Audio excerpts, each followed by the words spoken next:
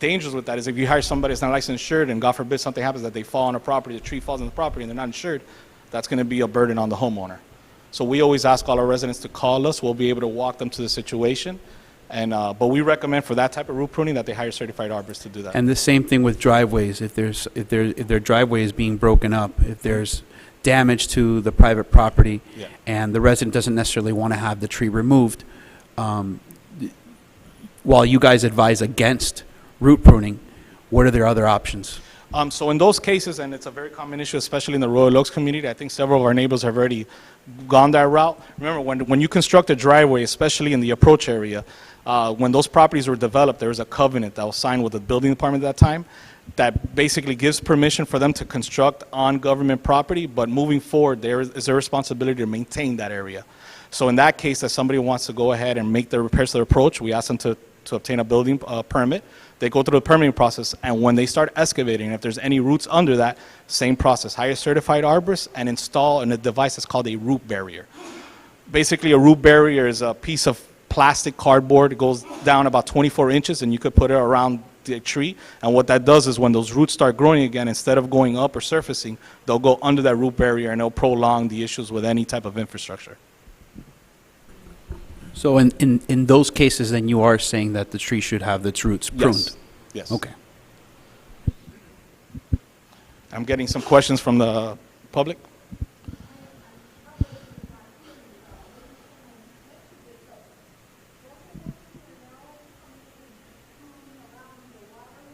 Yes. So FPL are they're the only contractors. They actually subcontractors. They're the only ones that could touch any trees around any type of utility lines. They do a specific type of trimming around that.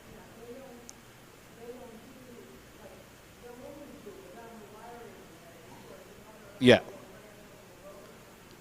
That's correct. Yes.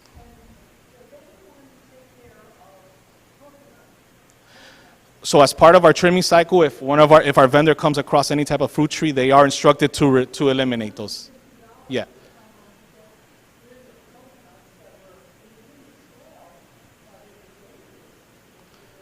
Yeah, you always bring that to our attention, and we can send a crew out to get those removed as soon as possible. Yes.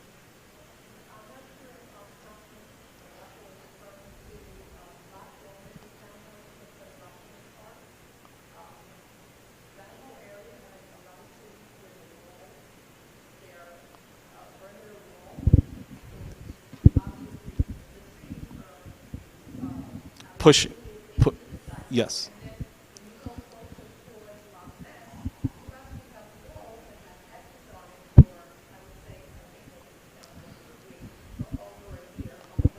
Yeah.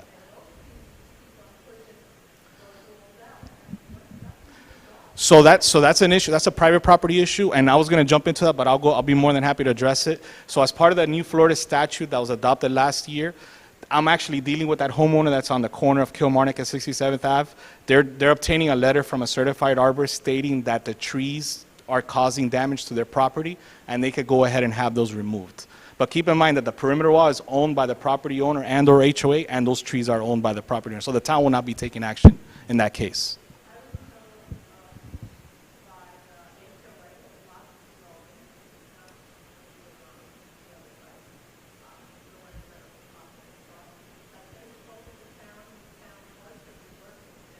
We are. We actually met with them last week. I met with I forget their names. It was the two ladies that came in, and I'm actually dealing with the homeowner as well too. I've already provided her guidance to obtain the necessary paperwork so she could start getting those trees removed, and then I believe that the HOA is going to be making the necessary repairs. Oh, the sidewalks, absolutely, yes, yeah. The sidewalks will definitely be taking care of that. Yeah. Yeah. The problem I think the town is having is that we can do the sidewalk, and as soon as they do the repair to the wall, we're going to have to go do the sidewalk Right. again. Right. So they've been trying to get them along to get the trees removed. With the new Florida statute, it belongs to the homeowner, and there's nothing we can do. And then get the wall structure secured, and then we can come in and do the sidewalk. But I believe the manager's aware of that, and Public Works is aware of the sidewalk. No, we know, and the X's have been there forever. But, you know, it's gotten to a point where that wall has become dangerous, and I think that they're well aware of it. It's just you dealing with the homeowner to get it done. Yeah, and I actually should be receiving that documentation from the homeowner. I just spoke to her last week, guided her through the process, so she's working on that. So as soon as she gets that, trust me, they want to get that repaired as soon as possible as well, too. Not a problem. So we'll go ahead and jump into the types of pruning that the town currently does. All of our pruning are consistent with the pruning standards and best management practice as adopted by the ISA, which is the International Society of Arboriculture, and American National Standards Institute, ANSI. And our street pruning involves lifting any branches 14 feet over the roadway and 10 feet over the sidewalk. We remove all the tree laterals at the point of origin. We provide trimming of, or we provide clearance 10 feet from any structures or roof lines. We remove obstructions around traffic signs and street lights, which Carlos will be talking about next. And our palm pruning consists of removing only dead palm leaf fronds. So now getting into the stuff that I'm really excited to share with you guys, our recognitions. So that as of 2019, the town of Miami Lakes is considered a Sterling community. We're only the third municipality in Miami-Dade County to receive this recognition. And basically, the Growth Award highlights innovative programs and projects as well as increased commitment of resources for urban forestry. And this is just a testament to this council and previous councils for resourcing us with what we need to get this job done. So I really want to commend and thank the council for this recognition. Yes, ma'am.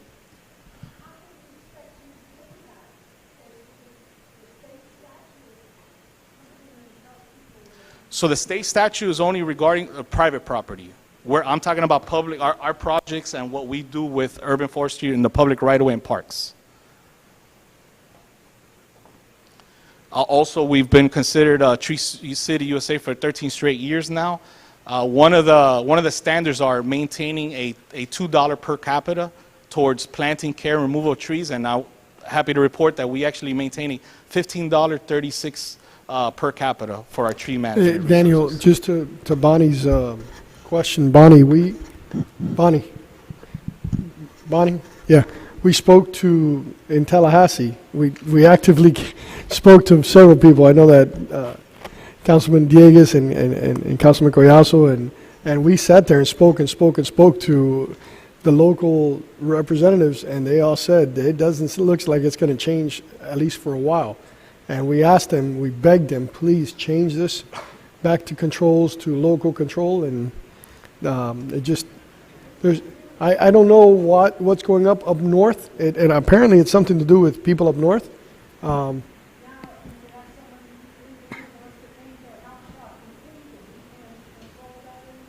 Yeah, no, well, shocking pig is a whole different issue.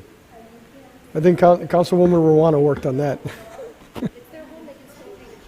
Yeah, we're working. Little by little we're getting, but there's still a color palette that we're trying to abide by, and I know that this council, especially Councilwoman Ruano, has been championing that color palette institution and keeping the covenants and restrictions on the properties. Code enforcement continues to do that. So we're working on that, but unfortunately,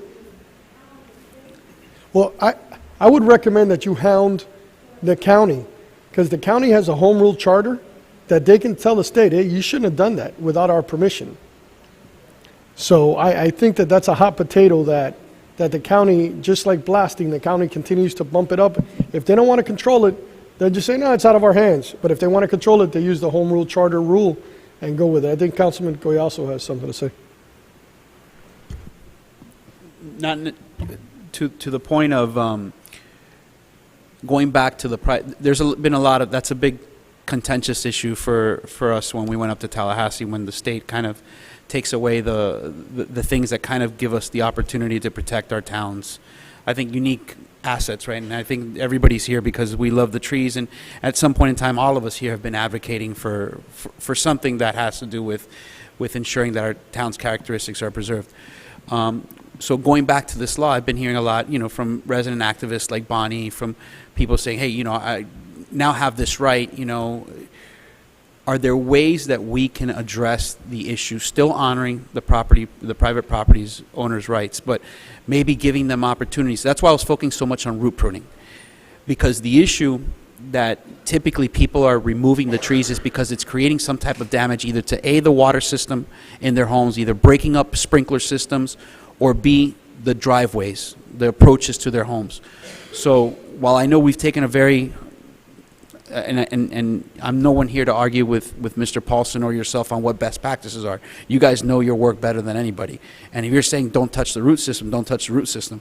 But I'd rather touch a root system than take out a tree altogether, right? And I think you've explained how that's your policy as well, right? When you guys are addressing sidewalks, rather than rip out a tree because it's affecting your property, you're not taking that approach.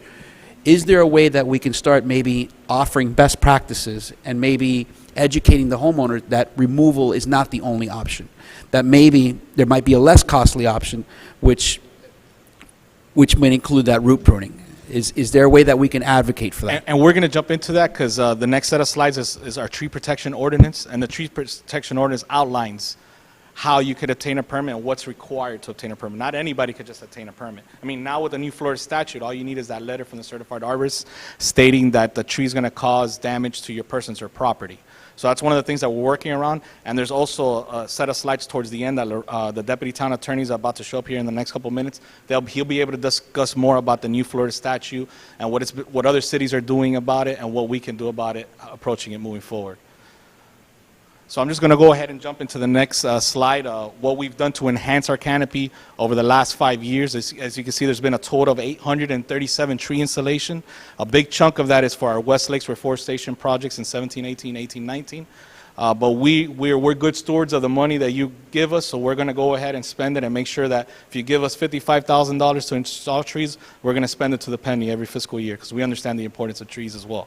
So that 75 number is It's current. It's from October to now. But it doesn't include projected trees that were... No. If Okay. I were to add what we're going to be adding to the West Lakes Reforestation, that number will jump to another almost 200, and we still have some money in the pot to do some more installations. And we'll be evaluating that area that you referenced earlier for some tree installs. The West Lakes Reforestation Project. This was part of the beautification master plan, and it's part of our strategic master plan. We've already completed 3 phases of that. That entire community has changed completely. I can't wait for the next 10, 15 years for those trees to really start growing. We're really going to change the characteristics of that community. But overall, we've already obtained $73,000 in matching grant, and this year we just got the word from the county that we're going to get an additional $40,000 to complete phase 4 of this project. And in total, once we finalize phase 4, we would have planted 420 trees in this community. We still have probably another phase that Steve is working on for phase 5 going into next year. And overall, that entire community is going to benefit from the action that this council has taken with that area.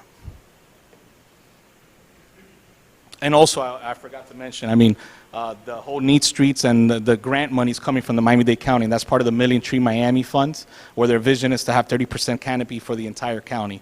We're also, with phase 4, with the ISA, with the International Society of Arboriculture, we also entered a $20,000 grant opportunity as well, too. We're reading back from them. So anytime there's any type of grant funding, especially with tree projects, we're jumping all over that. So now to get into the tree protection ordinance. Adopted in July of 2012, it requires a permit for any type of tree removal and relocation. Tree replacement after removal is often required. Provides a list of prohibited species, describes a tree trust, tree protection standards, and fines, and that this applies for all public and private property trees. So I'm going to try to break down a 33-page ordinance into the next 5 slides, so please bear with me. If you have any questions, feel free to stop me and I'll be able to answer those questions. So the first process is you submit a permit for the town review. The town arborist goes ahead and conducts a field inspection to determine the size, type, location, and health of tree. The biggest trigger of this tree removal permitting process is if it's a specimen-sized tree. Now, a specimen-sized tree is when you measure a tree about 4.5 feet from the base of the trunk, and you actually, Steve, go ahead and explain how this process is. I mean, I know that he has an actual tool for it, so I'll finish my explanation. So you literally stand in front of a tree, you get a tape measure, and then you divide that by pi. If that's under 18 inches, that's not a specimen's tree. If it's over 18 inches, then it's considered a specimen's tree. Correct. So this is what triggers the entire permitting process. So this is what we're always looking for. So I've also provided here the list of exemptions. So if it's a non-specimen tree on private property, you're exempt from the permitting process. Any type of mass replanting or reforestation, what we're doing over in West Lakes, is exempt. Removal to allow proper use of the property. Dead or diseased trees are exempt. Work to restore town after a state of emergency, and any removal of a prohibited species. So this is the criteria for tree removals. Yes, ma'am. Okay, I'm sorry, I didn't mean to Not a interrupt you.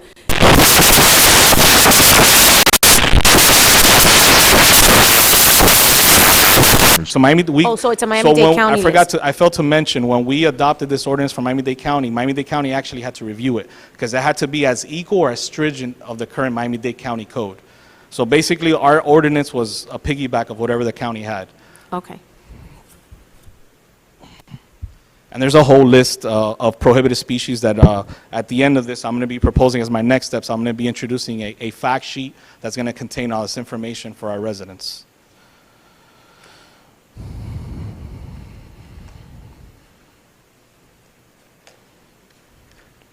All right, just give me 1 second here. So things that we consider when it's a specimen removal is the size and configuration of the property, size and configuration of any proposed development on the property, health, condition, and aesthetic quality of the tree, and whether the tree poses a threat to the persons or property. Next slide talks about the criteria for tree removal. If the tree is located in a buildable area or a yard area where a structure may be placed and the tree unreasonably restricts the permitted use. If the tree is diseased, in danger of falling, interferes with utility services, creates unsafe vision clearance, or is in danger of materially impairing the structural integrity of the existing structure, or if the tree creates a health hazard, or is considered an exotic tree, or is it of the interest of the general welfare of the public? So those are all the things that we consider when somebody submits a tree removal permit application. So now we'll touch base more on the removal of specimen-sized trees. So when we evaluate the conditions of a specimen-sized tree and relocation is not an option due to the size, health, location, species, or any other factor, then a permit may be issued for removal and replacement shall be required. So the replacement requirements are twice the amount specified, and a contribution to the town tree trust is also required. And the next two slides, I'm going to touch base on what that requirement is. Yes? Okay, I'm Councilwoman. sorry, and I don't want to lose my train of thought. Not a problem.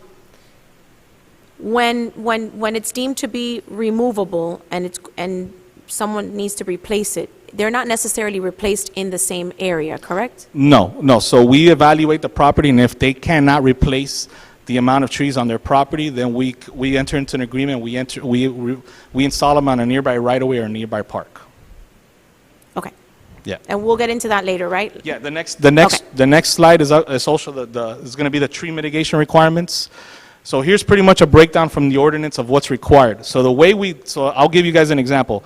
If it's a 2,000 square foot canopy spread that we're losing as part of the mitigation requirements, and the way we measure that, we get the length and the width of the canopy spread, and we times that times 2. If it equals to 2,000, that means the homeowner is required to replant any combination of that, but we usually require them to plant the first, which is a Florida #1 shade tree, hardwood tree. We would plant 4 of them because that equals to the 2,000 square foot. Then on top of that, they have to make a contribution to the town tree trust, which is equivalent to that $2,000 Okay, when it's a and specimen tree. Okay, and then I'll explain to you why I'm asking, because part of the concern from the community is that you remove, let's say in your swale area, you remove, and I'll use Loch Ness as Loch Lomond as an example, the property that removed Yes. across from the Shula property. They removed trees in front of their property for whatever reason. I believe one had a permit and one didn't, but the bottom line is they removed the canopy in that place. Yeah. They were charged X amount of fines. Yeah. But they will not be replacing that canopy in that location. Actually, Steve is working with the homeowner, and I think they I are. just got an email from the homeowner tonight saying that he's going to plant all 6 trees on his property. So we will be So- requiring him to plant on that swale area, the one that he lost. On the swale area? Yes. Okay, and Yes. that's one of the concerns of the residents, because they don't see the trees coming back up in the same area. Like, they don't understand that there's a fine and a fund and the trees go up in the Optimus Park. They don't understand that. They want to see the replacement where the tree was lost, so that the canopy can eventually close the way that it was originally. So is there any room for us changing that? Is there any room for us Well, requiring that the That's canopy? always the first recommendation. I mean, if we evaluate the same area and we could replant it there, that's always going to be our first recommendation. So that is, Yes. that's the rule? Yes. So if they can replant it there, they must replant it there? Yes, Okay, yes. thank you.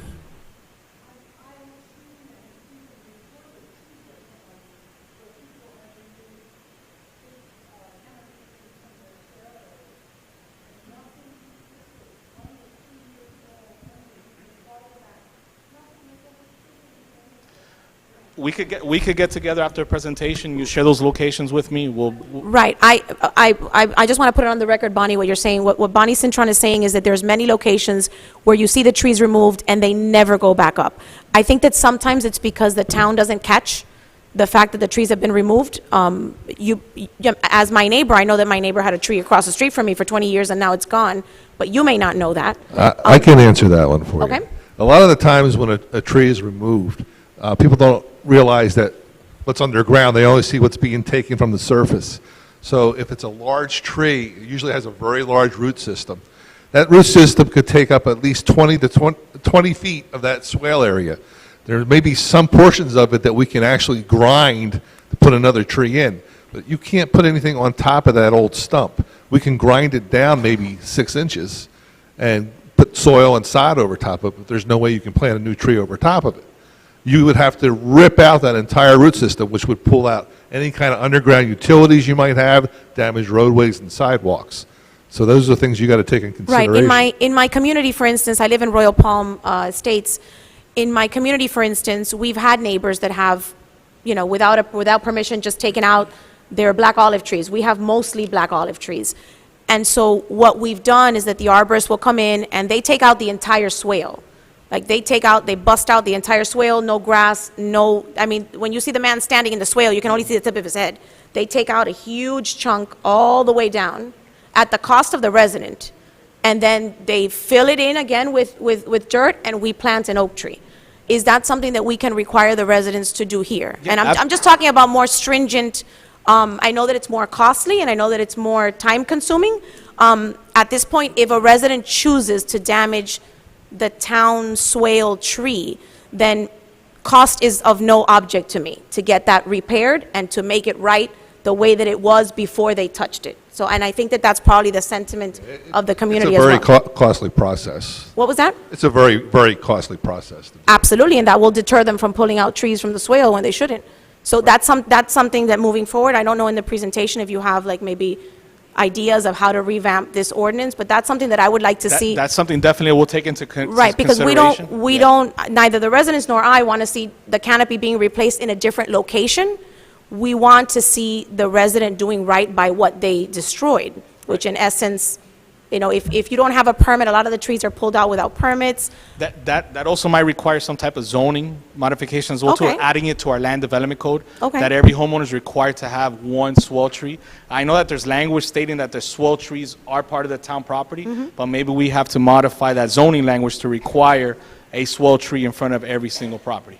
Perhaps, I think that part of what we need to do moving forward is that we need to make the rules more stringent, the consequences more severe, so that residents eventually realize that these are not trees that they want to touch. We're going to get into the consequences Beautiful. next. Love And it. for that specific property in Loch Ness, I think they're planting over like 6 trees, and it was like a $6,000 payment to the town's tree trust. Yeah. Yeah. Yes.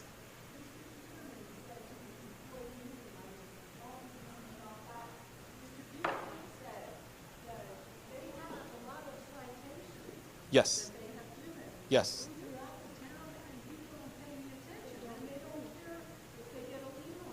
Yeah. It ain't until they try to sell or refinance that property that they want to clear that title that they'll take action, unfortunately. Yes.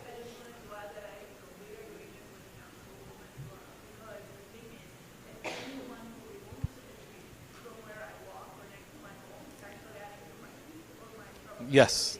Yes. Yeah. Yeah.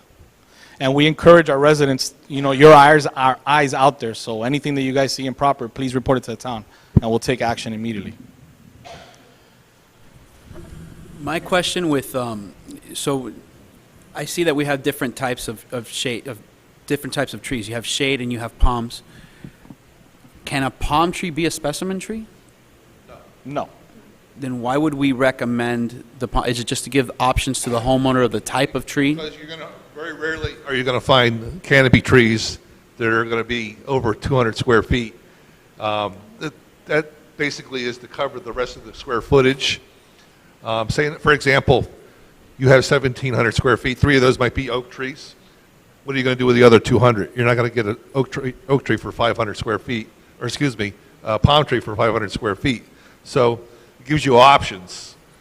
You can put a palm tree on there to cover that 200 square feet. I also see small tree that covers the 200 square feet. I just Right. It seems kind of defeating in the sense that we have a canopy. You're removing the canopy. You're giving I guess the option to replace the canopy, but I don't think palm trees really do a lot to replace the canopy.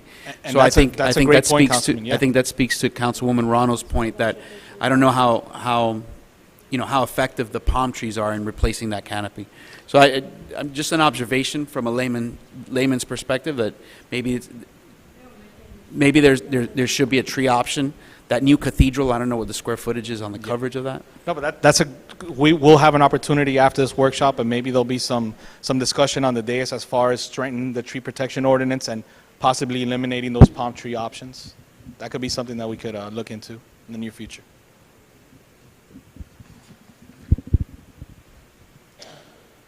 All right. The next slide is talks about the contribution to the town's tree trust.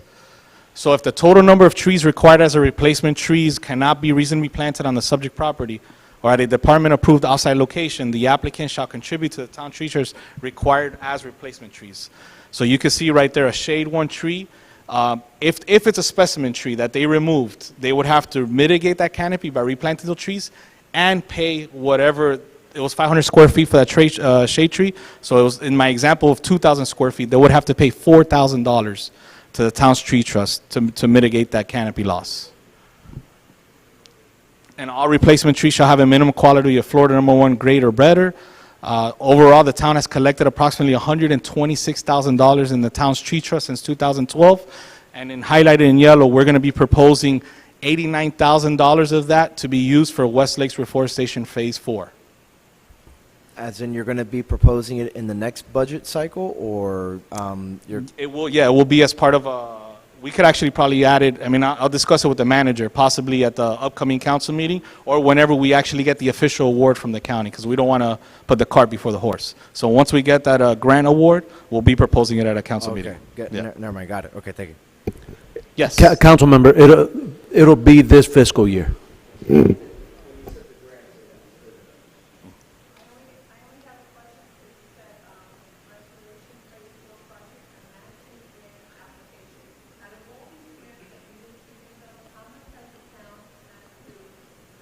It's a match. It's a 50-50 match.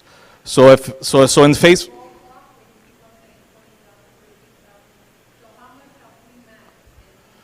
So I'll go back to the west. So in this example, for the phase 1, phase 3, we've matched $73,000 of the $73,000. Yes, it's a 50-50 match. Yeah. All right. Any other questions regarding the contribution? Yes.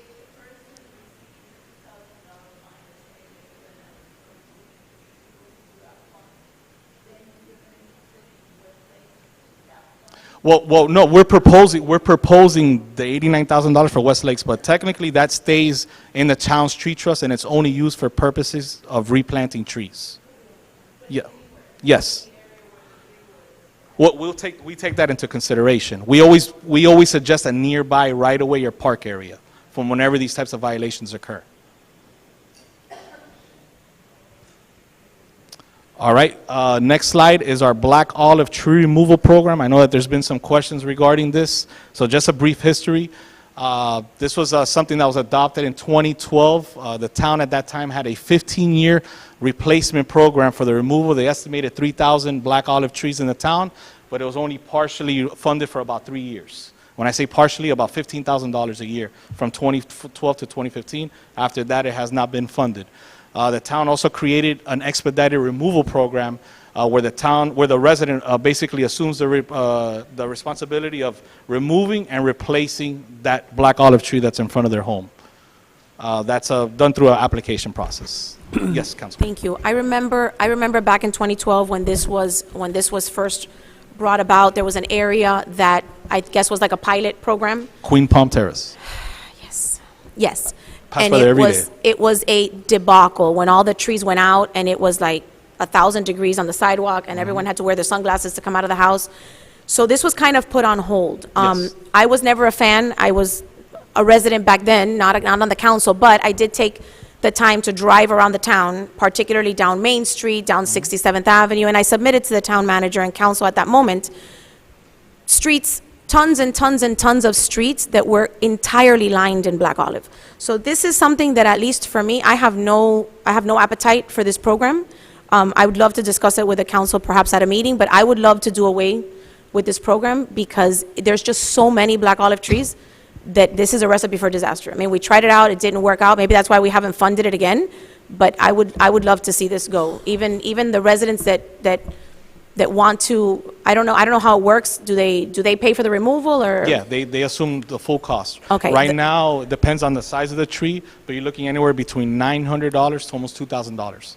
Right. To get the tree removed, disposed, and get it replaced. Right, in a possible swale area where the root system won't allow for another tree to be installed, and then we lose the canopy. Yes. So at least for me, maybe in a future meeting, we can discuss it, but I would love to be done with this. I agree 100% with Councilwoman Milano, because there, if you look, in the old section where I am, on Lake Catherine, most of the canopy shade trees are black olive, so I mean, you cut one of those down and you try to replace it, you know, with some cute little, even if it's a 10-foot out tree, it's still never going to be the same. So I think that around that time, and I'm not sure exactly what happened on Queen Palm Terrace. It could have been that all the owners got together and they took advantage of this program. But I think when this program was initiated, they were going to spread it around the entire town and focus mostly on the dead trees and the trees that were in poor condition. And then within the 15 years, as the new canopy started growing, started getting to those fair and good trees. That was the idea behind that program.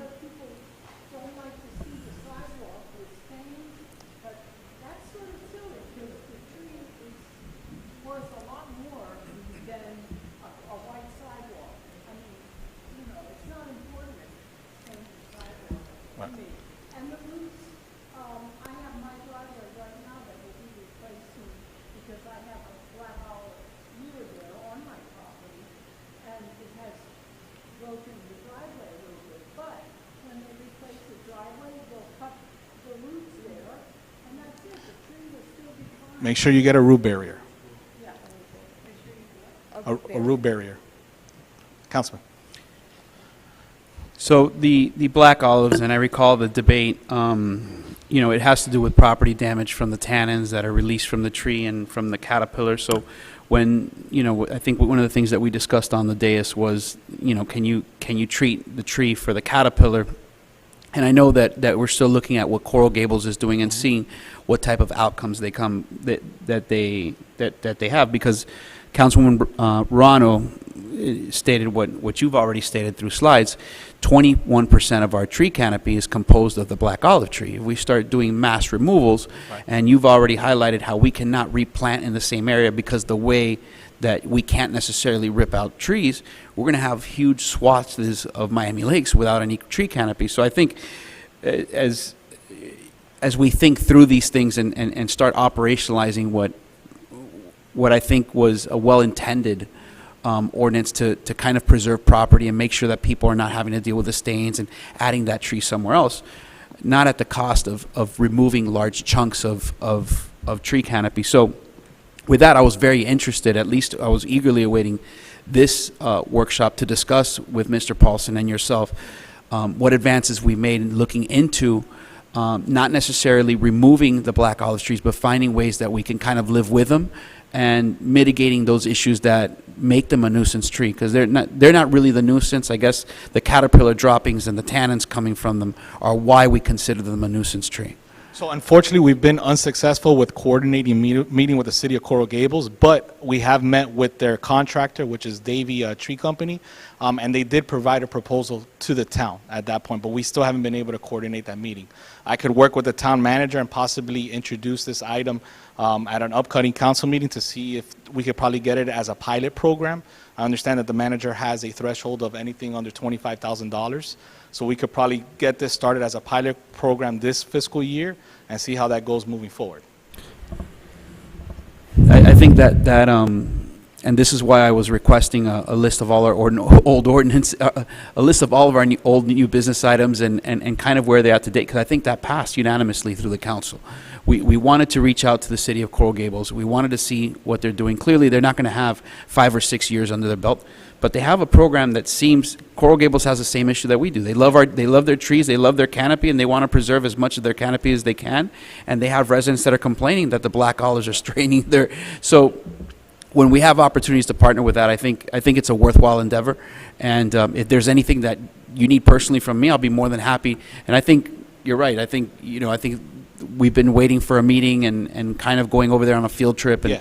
and that hasn't materialized. But we did get a proposal. Our price point did come up a little bit higher than what City of Coral Gables is currently paying per tree, but that's because our black olives are a lot more mature than the City of Coral Gables.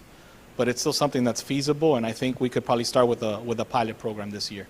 And isn't that not what Coral Gables did? They started with a small pilot. They started with a pilot program, yeah, and they actually went out to bid this past year, and they just had it awarded, and the same vendor ended up taking it. Yeah. Yes, I'd be interested in making sure that we kind of explore that as an opportunity for our city as well. Yeah, they also wiped out one whole area of trees on the swale. And exactly, yeah, I work in the city, trust me. But we have a serious problem in Coral Gables that they're not doing the tree trimming like we're doing it. And as a matter of fact, a month and a half ago, I put a branch through the fire truck window into my lieutenant's face. Luckily, he didn't get injured. But it is a real problem, the volume of trees, or I should say not the volume of trees, the lack of pruning. So the fact that we have a pruning schedule, we are way ahead of Coral Gables when it comes to that. And so I have to give the town credit for when we started that, or they started that multiple years. I think before I was even elected, we were already on a 3-year cycle. But it's really important that we continue that. And so, but they did do an area of Coral Gables where they wiped out a whole couple blocks of trees, and you could see the difference. Although they did get very large oaks that they planted in that area, you could see the canopy was gone, and it made a huge difference. But they every time they plant a tree in the Gables, and I've recommended this to staff, and I mean I never put it as an agenda item, but they label the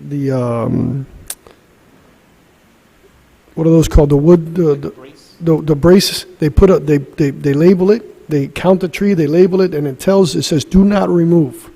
And they tell the homeowner, because I know a neighbor that removed the tree not too long after the town put it in, because they didn't want it on the swale.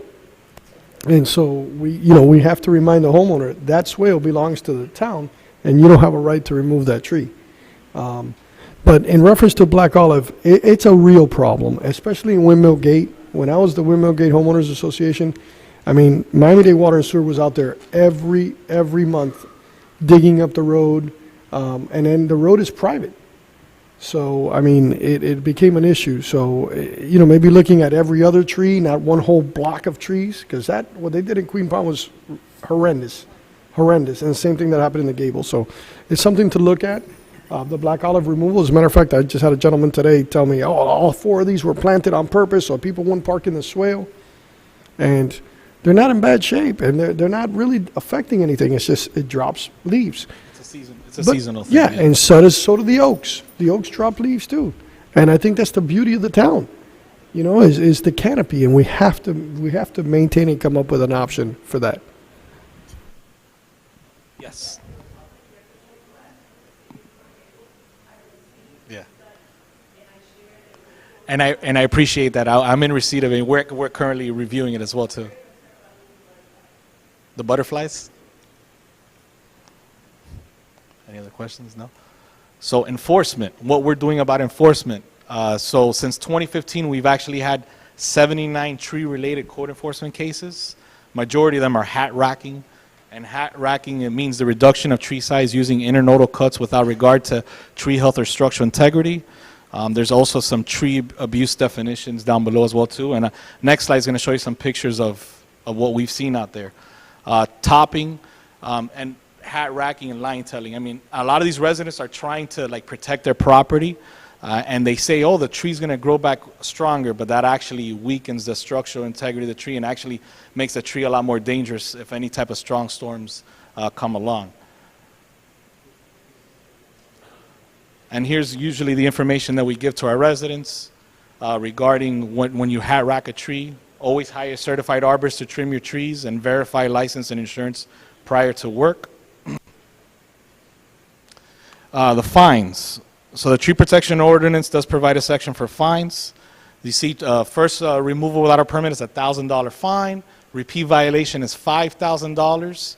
And then each tree is considered its own violation.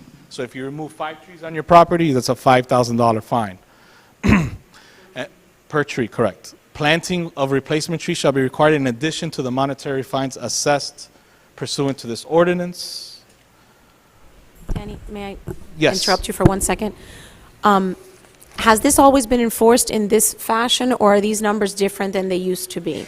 So the ordinance was adopted in 2012, but I think just recently with the efforts of our deputy town attorney, we're able to codify this ordinance. I think that was some of the reluctancy from code enforcement at the time. So Okay, I think as of last year, we've been enforcing the tree protection ordinance as is. okay, perfect. Right, because I had heard from several people about The $500 fine, yeah. $500 fine, and then there was a neighbor that cut 1 tree and got a $500 fine, and a neighbor that cut 4 trees and got a $500 fine because it was per instance and not per tree. Yeah. So Yeah, we were able to clarify some of the Okay. issues on that, and moving forward, we're enforcing this beautiful, beautiful. ordinance. Thank Yeah. you. This is just, if you don't want to replace a tree that you got fined for, this is the breakdown depending on the size of the tree that you removed. As you can see, once you get into that 13-inch or above, you're talking about over $6,000. So this is one of those things that we just got to put that information out there, and I'm sure once we hit that pocketbook a couple times, you'll see a lot less trees getting removed. So Florida statute, if the deputy town attorney wants to join me up here. So this is the Florida statute that was adopted June 1st of 2019. I'll go ahead and read it. A local government may not require a notice, application, approval, permit fee, or mitigation for the pruning, trimming, removal of a tree on residential property and the property owner if the property owner obtains documentation from an arborist certified by the ISA or a Florida licensed landscape architect that the tree presents a danger to person or property. Furthermore, a local government may not require a property owner to replant a tree that was pruned, trimmed, or removed in accordance with this section. Thank you, Danny. Lorenzo Cobier, your deputy town attorney.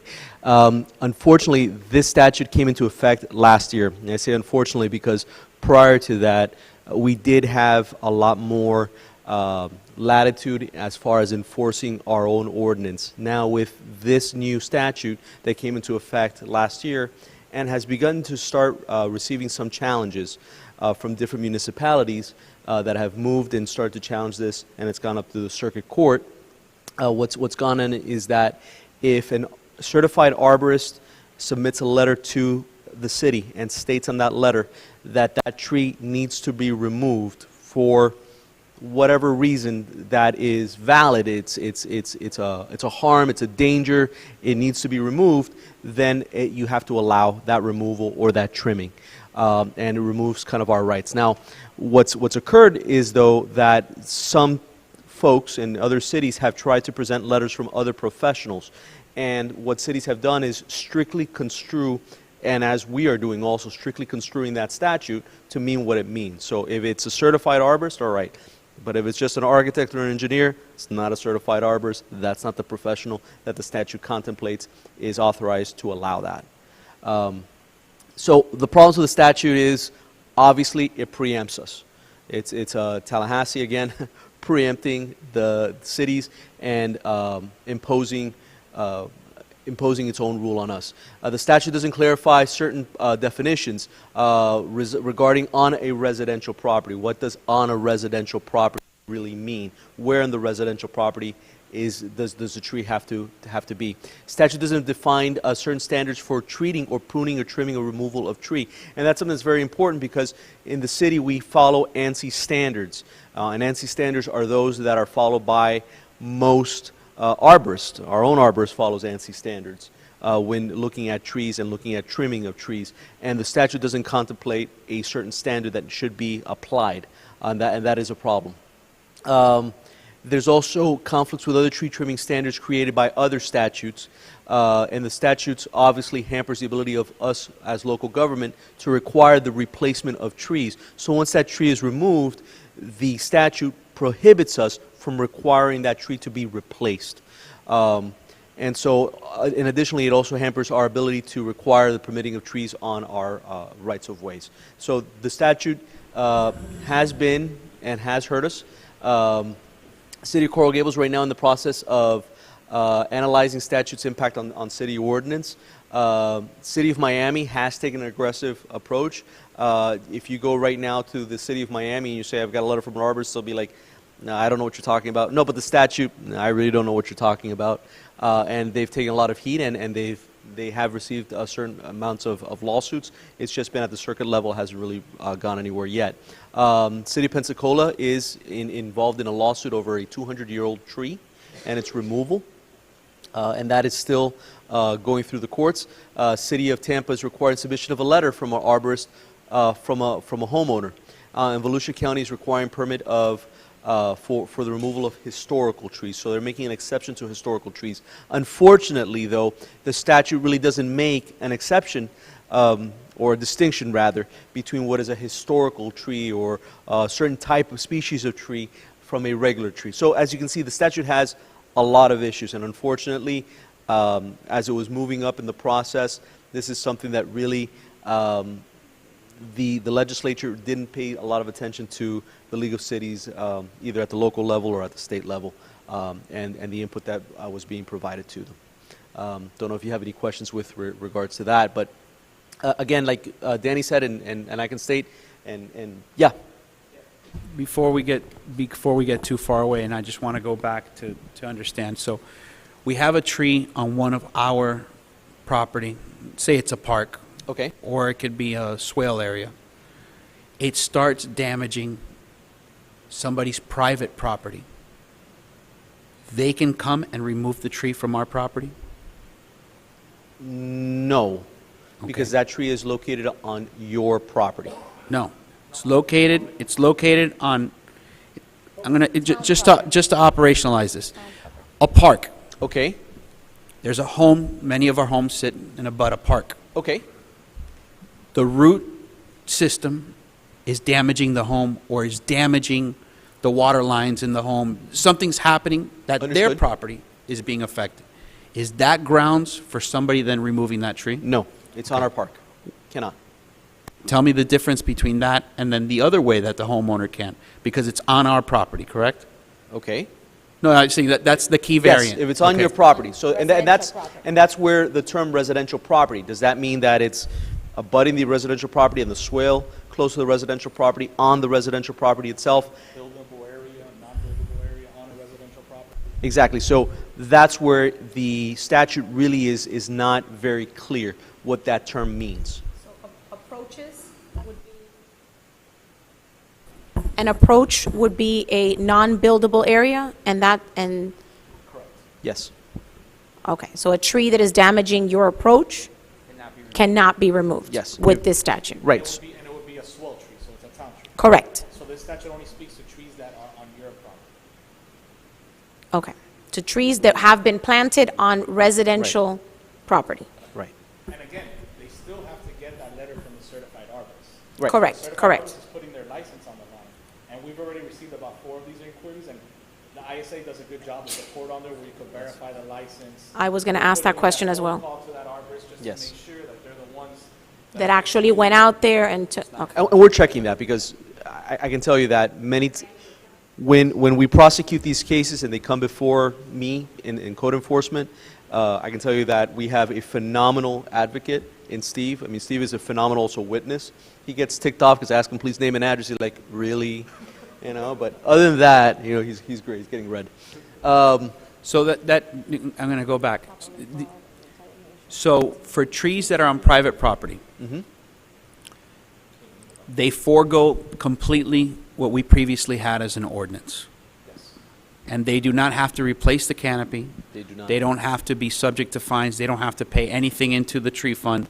Correct. All they need is that letter, and then you guys do your due diligence and verify that it's not a fraudulent letter, and the arborist has certified it to be Yes. true and correct, and you move forward. So when does our ordinance apply, or it no longer applies? To ourselves only? Well, where we're not preempted, it applies. Well, question on that, in that same strain. Right. If they go ahead and remove the tree without getting the letter, then Yes. our ordinance come back into play? 'Cause Yes, they it didn't does. follow the statutory scheme? Yes, it does. Okay. So we're only it's one preempted instance. to the extent that they come in asking to remove the letter. I'm sorry, asking to remove the tree. It's getting late at night with a letter. So at that point, then that's it. It's almost as though they're getting a permit. They're not asking a permit, but they already have permission. And then with respect to the swale trees, they cannot remove those, or the ordinance again would catch them at that point. Because If it's a permit to remove a swale tree, it would have to meet any of that criteria that we went over in that one slide. that's in the ordinance. Yes. Yes. Okay, so again, those are at least two situations then where the ordinance at least is still in play. Yeah. I mean, I could see them making an argument as far as,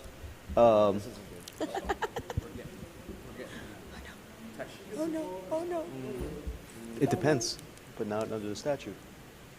Sorry, we're having a sidebar there. So one of the issues is, again, since this statute is fairly new, it is on swale property. I wouldn't consider that residential property. I could see somebody making an argument. That's residential property. But for the moment, our position is no. That's not considered Yeah, I residential mean, property. we have easement rights in the swale, no? We do. Okay, well, yeah, Yes. I mean, So I Yes, had. one. I'm- I'm sorry, Councilwoman. No, it's okay. Actually, seems there would be arborists who would not look forward to the fee that they're going to earn to remove that big tree, so that they would happily give you a letter, even if the tree was perfectly healthy and not too near the house and what have you. They're putting their license on the line if they're doing that, right? So To If I can to just pig- interject on that, what I do is when I get the letter and they describe exactly what the issue is, I go out there and make sure that's the issue with the tree. Because if it's not, then there's no way that I would approve it and let them remove the tree. And if it has to go to court, then it would go to court. Right, but he's policing that. He goes out there physically Right. to police that letter. yeah, his job is to do due diligence. It does. It has It to. has to. You can't just arbitrarily remove the tree. Once you do that, if you don't follow the steps of the statute, you're in violation, and then we enforce our ordinance. you don't have the protection anymore. You do not. Right, so Correct. if I may to piggyback on that, that was one of my questions that I had for the arborist, is the recommendation from an arborist will not always be to remove a tree if it's, for example, damaging your sprinkler system or damaging, the recommendation is not always removal, right? It could be pruning or it That's could correct. I be. mean, an arborist could come in there and say, listen, I can't really honor you wanting to remove this tree because it doesn't meet the circumstances that you're telling me. Correct. So, Right, there's a crack in your driveway, so I'm not going to recommend that you remove a tree. Okay. And it's not always, the issue is not always necessarily the removal of the tree. One of the issues that we have that comes before me constantly is the hat racking, is the damaging of the tree, you know, and where the tree is hurt beyond, beyond repair. So with the new ordinance, and now that you mentioned that, with the new ordinance, for example, one of the residents that reached out to me a few years back, that she got a fine for hat racking a tree on her property. Yes. It was well inside her property, it wasn't one of our trees, and she still got a fine. With this new ordinance, does she now have a right to do that, or no? Under the new statute? With the new statute, yes. I mean, if she's got a letter from an Right, she'll arborist never get a letter from an arborist to hat wrap and the tree. says, well, and says, hey, look, you can do X, Y, Z to the tree, but I can't see that. So just When- because the tree is on your residential property doesn't give you the right now to damage it. When a homeowner does that to a tree, they virtually destroy the tree. So once it's destroyed, it's no coming back. So they are fined for that. So if an arborist were to come in there and say, oh, yeah, she has to remove it because it's hat wrapped, well, of course she has to remove it because the tree is going to die. So virtually the tree is considered dead because it's been hat wrapped. Correct. And in her case, luckily, the tree did not die. It's big and beautiful again. But she just had some landscaper. People don't understand the difference between an arborist and a landscaper that mows the lawn. So she just had the local landscaper. She left and she said, I need the tree trimmed. And when she came back, she found it like that. She tried to charge him for the fine because that's not what she asked him to do. But of course, that didn't happen. But this new statute still does not permit them to do that. No. It's not. And I think that's pretty much we went through that. So what are we doing? Continue to police our canopy through code enforcement. Prior to removal, residents have to submit a letter, and we're going to require that. We're going to do the due diligence. You've heard. And Danny's going to do what he needs to do, and we're going to, I just forgot his name. Steve is going to do what he needs to do. Sorry, Steve. And failure to follow failure to follow the statute, failure to follow our code will result in a fine, and we're going to continue prosecuting that as we've been doing during these past few years. So, and Danny, thank you for help on this PowerPoint. Just one final slide, the next step slide. We're going to continually to seek grant funding for tree projects, and also we're going to be looking for funding to update our tree inventory. Last professional assessment was done in 2012, so it'll be good to have a new tree inventory up to date. Something that some of you may have heard in the last State of the Union address, the President referenced a 1 trillion tree initiative partnership. I've been going online, seeing what that's all about. So it looks like there's going to be a bill coming in front of the House and the Senate in the springtime, and we'll be looking for some federal grant funding to see if we could bring that to the town of Miami Lakes as well too. We're going to be streamlining the tree permitting process via the building department's software. Over the next couple months, we're going to be publishing a fact sheet with all this information and more information on our website. And then coordinating with our Neighborhood Improvement Committee and any other committees, we'll be having quarterly meetings to just educate and inform our residents. So that concludes the presentation for Canopy Protection Workshop.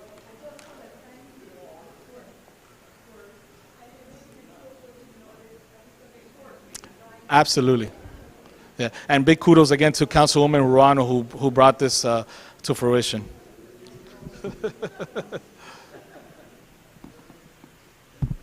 All right, so that is the tree canopy protection workshop, and we'll move right in to the street lighting report summary. This is our Director of Public Works, Carlos Acosta. Colonel Carlos Acosta. How many slides is this presentation, out of curiosity? Just a few. Okay. It's going to be really, really quick. By the way, congratulations on the thanks. birth of your son. Oh, thanks, So, thanks. He's keeping me awake at night, that's for sure. So. Okay.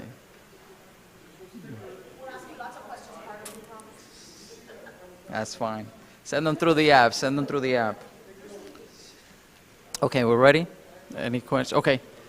Good evening, Carlos Acosta, Director of Public Works. I came here to talk to you briefly about roadway lighting and the recent study that we did, so I'm going to move in right into it.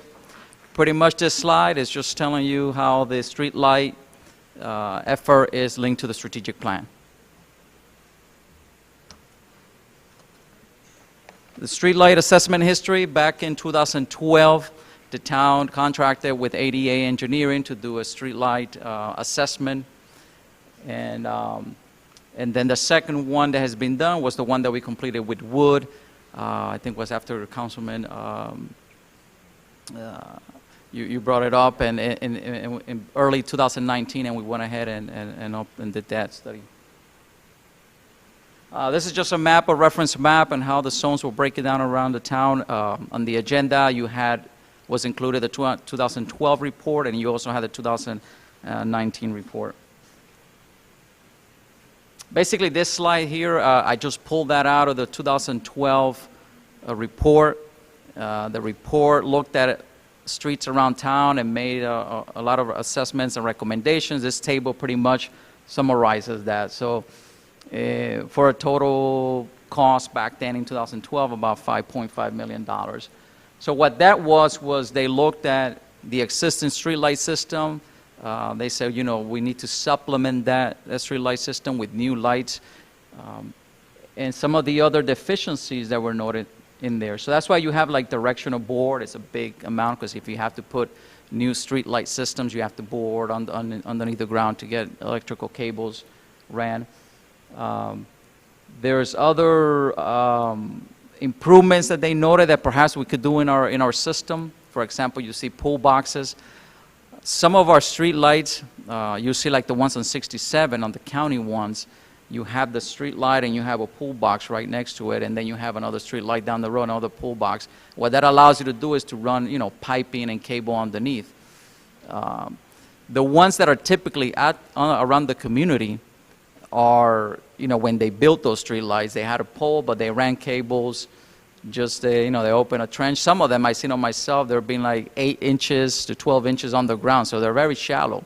And they're not inside a pipe either, so it's just cables laying from one pole to the other. So that's what they reference there, having pool boxes and pulling cables so that it's easier to repair these lines when they break and so forth. But that's what the 2012 report looked at, $5.5 million in repairs. Any questions on that? Yeah.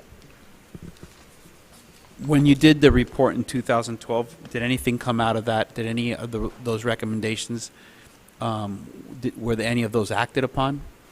Like the reforestation program, there was a phased-in approach. Was there anything of that was completed? I'm not aware if anything of that was done. I know since I've been here in 2017, we did the LED conversion project, and some of the street lights that have been repaired, we have the new borings as cables broken. Then at that point we'll go in and you know, put a conduit, run some cables.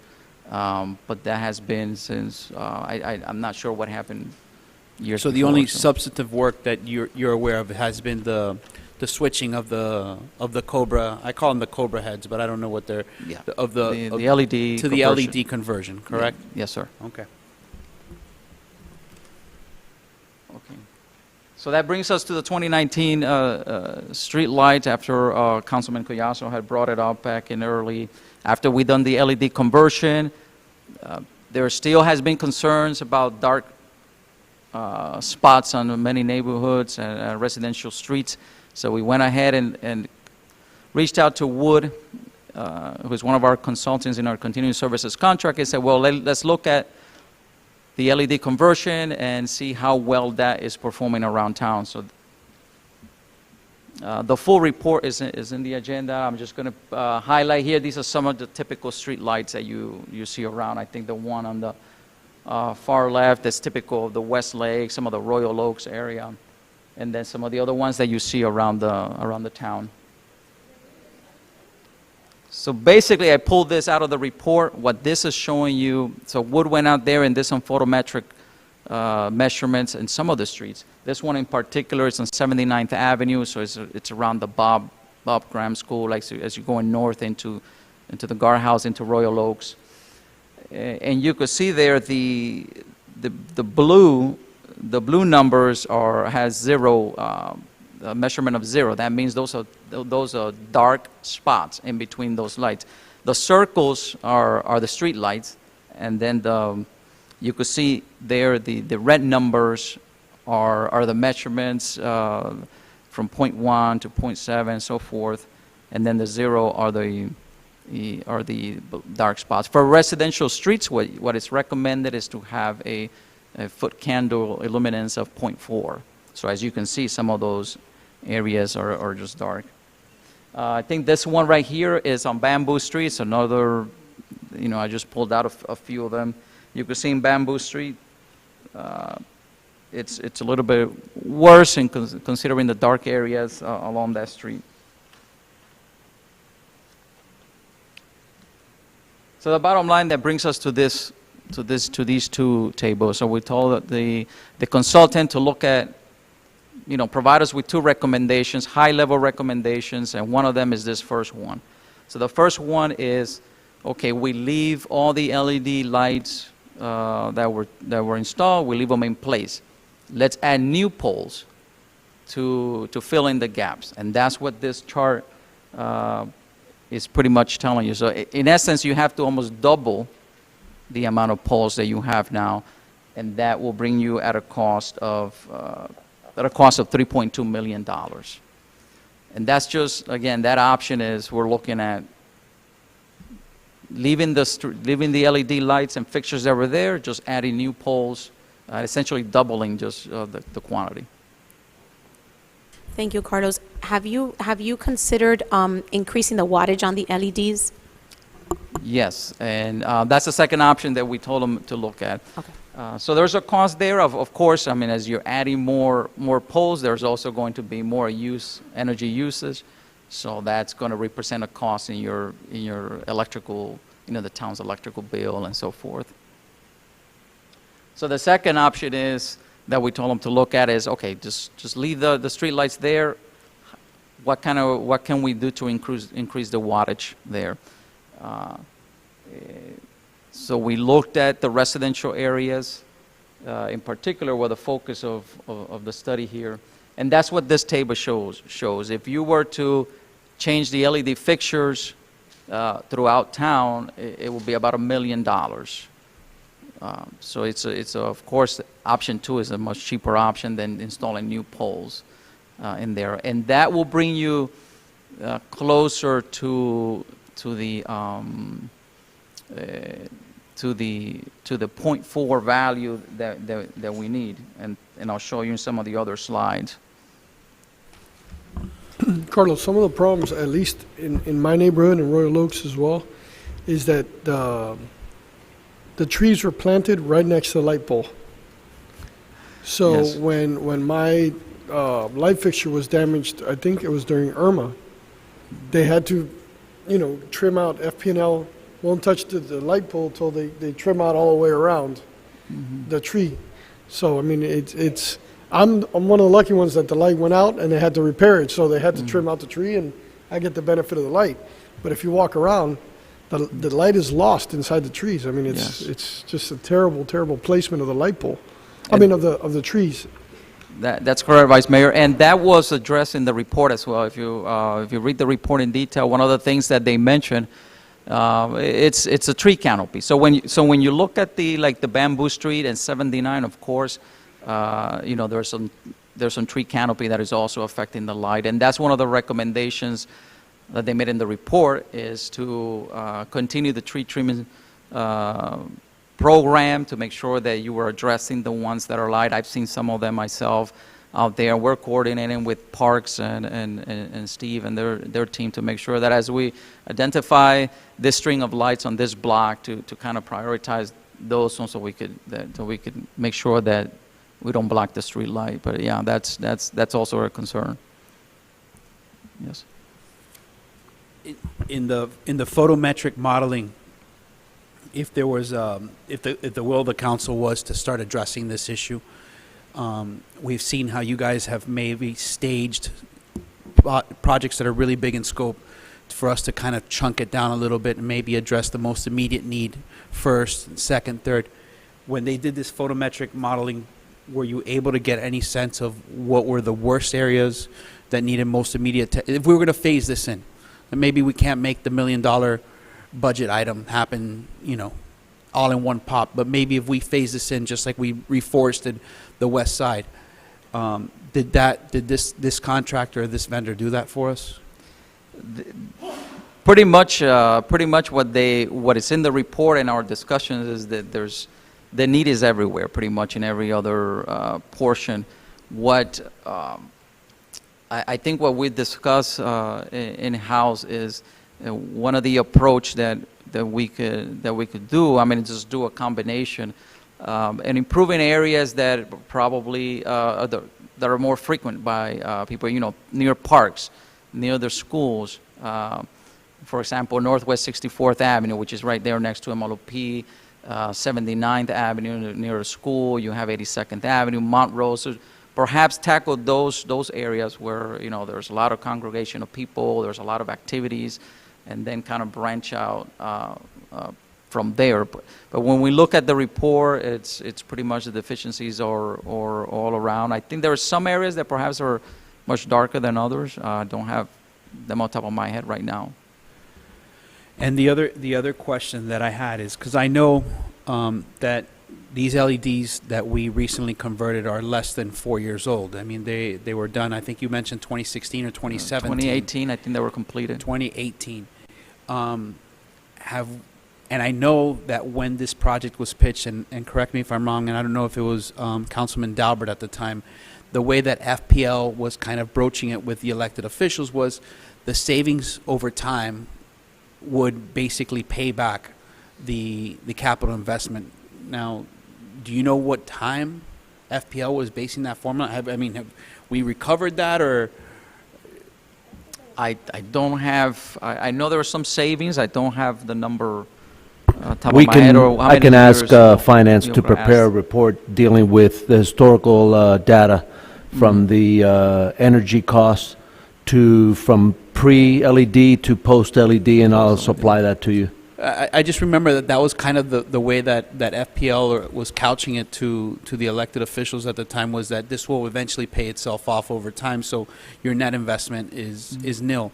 But in this case, obviously, we're looking at reinvesting into the product and maybe even switching out some of those. And I know a lot of it has to do with the way that the LED diode, the old lights used to cover a bigger area, right? That orange light was much more powerful in how it kind of covered. And I don't know everything about how light works, but that's kind of my anecdotal. Can FPL maybe, I don't know, offer some type of credit? The product didn't work as expected, or we're having to revisit? Is it a different vendor altogether? I know the town used Tanco, which is the town vendor that did the town light conversion. FPNL went ahead and did their own conversion, which I think a second order effect, a benefit out of all this is that FPNL, when they did the LED conversion, when they did the audit, they found out that there's 50 street lights that are either missing or not there. So we recently had a conversation with them, so they're going to give us a credit for the utility billings that we've paid over the years. So that's good. That as a result of the process of the conversion, they were able to audit all their street lights and get with that. But we're certainly could look at it. So if you're, again, going back to how we operationalize these recommendations from the engineering firm, and realizing that what they're recommending is higher wattage, can you test it? Can we do like a test neighborhood? I know we did that with the black olive removal, but can we see how it would look? I mean, sometimes people... they're recommending two different options. One would be just to double the number of poles and fixtures and put a light next, halfway between every other light. So it's exactly 1,200 and something that we have, and they recommend in one option to install another 1,200 lights. Option two, which is what Carlos was explaining, is just to change the fixtures on the existing lights, and I think and that's obviously 1/3 the cost of the first option.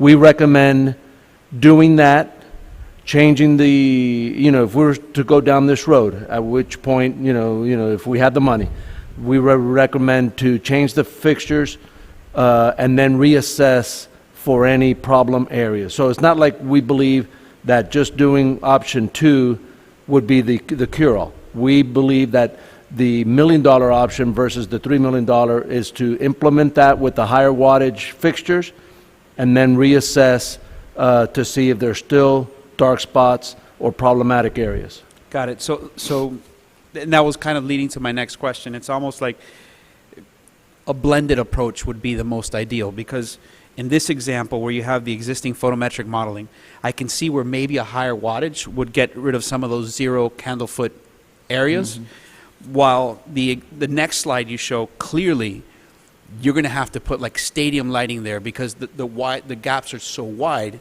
between the two. So it's almost like a blended approach would be the most ideal. So I didn't know if you guys had thought that. I'm sorry, not you guys, but if the vendor had, and no pun intended, I know we get a kick out of using the word hybrid, but if the vendor had maybe offered a blended approach to really address the nuances of all these little gaps in between. And I was trying to use new words. we discussed that with the vendor. He said, hybrid options. I think they were saying, I think we settle for let's look at the two options that we have, because at the end, like you mentioned, we're probably going to have to do a pilot study, because he says when we looked at changing the fixture and running the photometric, this is from a computer model, right? You're going to have to take a block, change the fixtures, and depending on your tree canopy, because your tree canopy at that point, then you assess. And perhaps you have some other dark spaces, and you could supplement that with adding 1 or 2 lighting. So, that, the options, they just gave us the 2 basics, knowing that, just to get us in the ballpark. But the recommendation is that you're going to have to take that phase approach and then do one section and reassess it as a hybrid and blend it. Then that's probably... Thank you. If you want, I don't know how it works with regards to not having the numbers on a previous, I guess on any given street. If we don't have these numbers, we wouldn't know whether it's gotten better or worse. In my community, we did it recently. FPNL offered it to us. And because of what had been done in the town, and because we were aware of the fact that the wattage wasn't sufficient, when we had our negotiations with FPNL, we asked for increased wattage. And they approved it and they delivered it. And it is much better, but the lighting is still very different. The light doesn't flood. The LED light just doesn't give you that same coverage of light. So our lights, and you can visit Royal Palm in the evening, and you can take a look at it, because the lights are very, very bright. And if you're standing right under it, you need to wear sunglasses. It is bright. So when you walk at night, and it's nice, and when you look at it from afar, you do see more light, but there are still dark patches. So it's super, super, super bright right here, and then when you cross over here, it's dark. So it doesn't give you, even though the wattage is higher, and I don't know if maybe the engineering company can visit our community and take a look at it, since we did it very recently, maybe 2 months ago, and kind of take a look at what it would look like, how the light stops, because it just dead stops into dark. So I'm not sure, and that's why I was asking you about the increased wattage, because I thought that was the fix. Since it didn't work out that well with the lower wattage, I figured when we did it, let's go for higher wattage, and it's definitely better, but it's still not. I think that in these dark areas where you just don't have a pole, I don't think it's really gonna make a huge difference. And my understanding that was one of the concerns when they did the first LED project. There were concerns. I mean, there were studies about these bright LEDs, and I think that's why we settled for the fixtures that we install, because all those concerns. So we got, it was too bright, and there were studies about that. So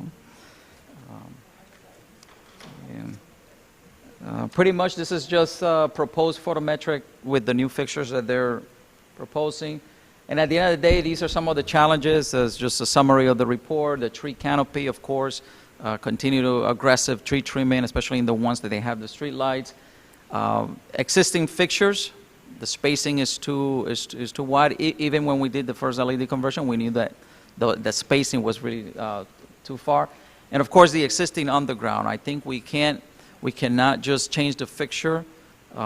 We have to look at the infrastructure that are there. Many of these street lights have been installed back when the communities were built many decades ago. Those cables, continue. As you know, we have an operation and maintenance, repair and maintenance funded that we use to repair these lights when they go out or cables go bad. So we got to look as we repair these or change whatever approach, we have to be looking at the underground infrastructure and the load centers that support the streetlight circuits.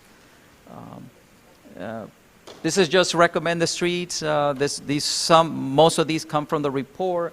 Others come from people that have, residents that have called us with complaints about dark spaces. Like, you can see the Holly Road and those places, Moultrie. But then, of course, 82nd Avenue. How much near is this? How much is this? To redo this area?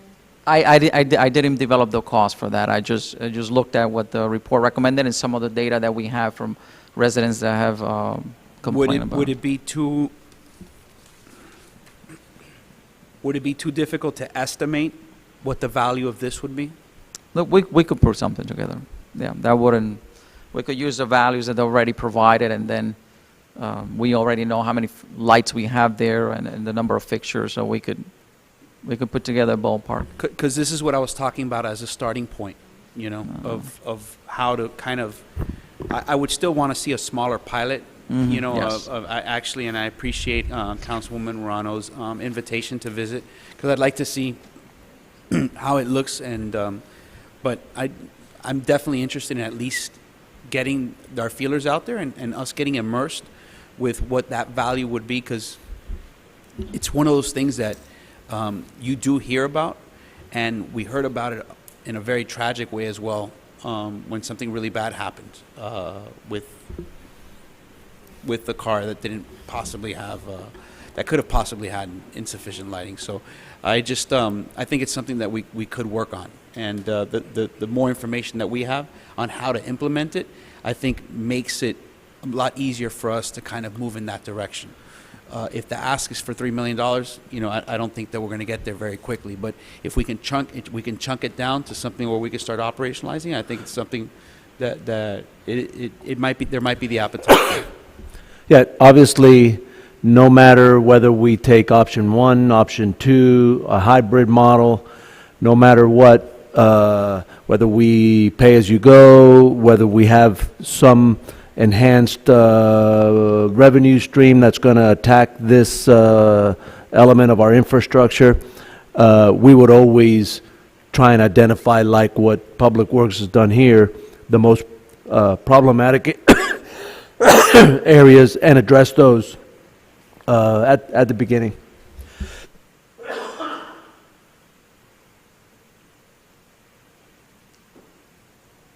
Yeah, pretty much that ends the presentation. Pending any further questions, pretty smooth, short. Thank you. Yeah, before we adjourn and before we adjourn, I want to thank the manager. I want to thank all the staff and Danny, who came before you. When you guys put this together, it's really because we're asking for it, and I know it kind of pulls away from your time, and not like if you were busy enough, but these are issues that hit home to the residents on a daily basis. We bring them forward because people are asking us about them, and when you guys make it a priority as well, we're all working on the same team, and we really appreciate the time that you guys invested in this. So thank you so much for your presentation, as well as Danny, and thank you, Mr. Manager, for organizing the workshop. Okay. Thank you. All right. We're adjourned. Parliamentarian.